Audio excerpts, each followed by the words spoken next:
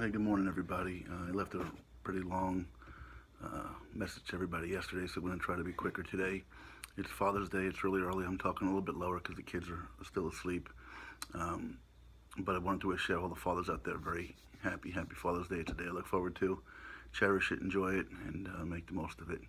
Typically on my Father's Day, I tell the kids they don't get me anything. I get to choose what I do with them. Usually I take them for a round of golf or something like that, and we just drive around the cart and have some fun. As it turned out, we did that yesterday afternoon, so we got that out of the way today. Um, for some reason, I decided to try to play some softball. Caught the bug playing, watching my son play ball this year, and I joined what I thought was an over 50 team. And it turns out it's not an over 50 team, it's a regular team with a few guys that are over 50. And when I came to find out, they're in a lot better shape than I am. The very first game, coach said, "Hey, where do you play?" And in my mind, I'm still a 25-year-old athlete that was out there running all over the field. So it was a jet stream going to right center field, and he said, "Can you handle right center field?" I said, "I'm pretty sure." And about the first two balls got hit to me, and the best way I could describe it is if you've ever seen a 3-year-old running downhill, their upper body and their mind is right where it wants to be, but their legs just don't seem to keep up, and next thing I know, they go tumbling. My mind said I know where the ball's going to go, and my upper body was getting there, and the legs just weren't keeping up. So um, coach sent a text that they have 4 games today, and I figured I'd go down and try to help out as best I can. So that'll be my plans for the day, get the kids down to the field and have some fun. But I wanted to share a story my kids still laugh about. So 2 or 3 Father's Days ago now, I'm not sure. That's terrible. I have a better memory long term than I do recently. But 2 or 3 Father's Day or so ago, my kids were invited to a birthday party in South Jersey. And at the same time, I always had this vision or, bucket list thing that I wanted to watch the sunrise with my kids in my lap. Not here at home over trees and houses and things like that, but I wanted them to be able to be on the beach and watch the sunrise up over the horizon, right on the ocean.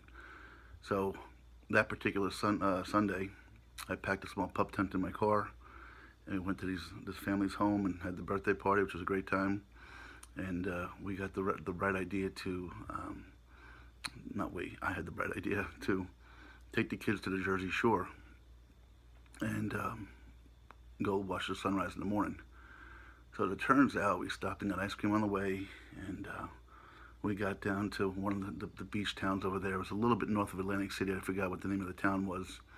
But we got there, and it was one of those, for folks that live on the shore might know it, the wind just kicked up. And the wind just kicked up and was blowing 20 miles an hour, it seemed like. And when you're 85 degrees during the daytime and you go down to 60 at nighttime, that 60 feels like it's 30 degrees outside. So we weren't prepared for it with long sleeves and things like that. So we ran up to a dollar store right before it closed, bought some dollar store clothing, and went back to the shore, set up this pup tent. I had checked with the fisherman on the beach and said, "Hey, can we be here on the beach overnight?" And he's like, "Well, we fish here overnight, so I don't see a real problem with it." So we set up the tent and we kind of went to sleep. I had the alarm set for about 4:30 on my phone, 5 o'clock, whatever time sunrise was supposed to be, and we finally fell asleep. And it was my 2 kids, my girlfriend, and myself.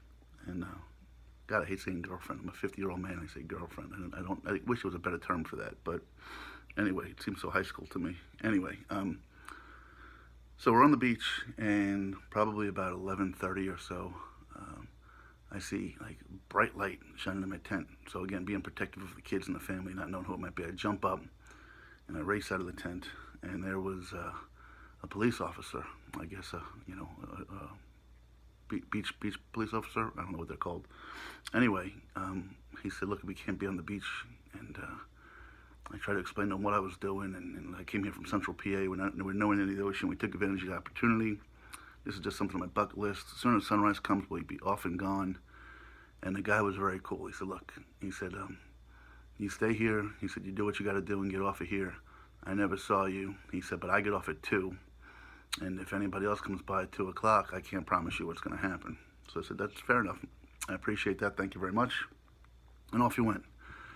Sure enough, at 2 o'clock in the morning comes 2 bright headlights. They pull up in a Blazer and park them about 3 inches from the tent. So again, I jump up, and now the whole family's up because you can't hear, anything but the car, and they're wondering what's going on. And some officer comes in and starts shining his flashlight into the tent. And again, I tried to explain to him, what it is we were doing and what we were doing. At that point, we were 2.5 hours away from getting out of there. Unfortunately, this particular officer was not so agreeable and said, no, it's okay to come here and fish, but you've got no fishing poles. You can't say you're fishing. I can't let you stay on the beach. So now here I am, 2 o'clock in the morning. My poor kids have had about 3 hours sleep. This is me selfishly that wanted to do this.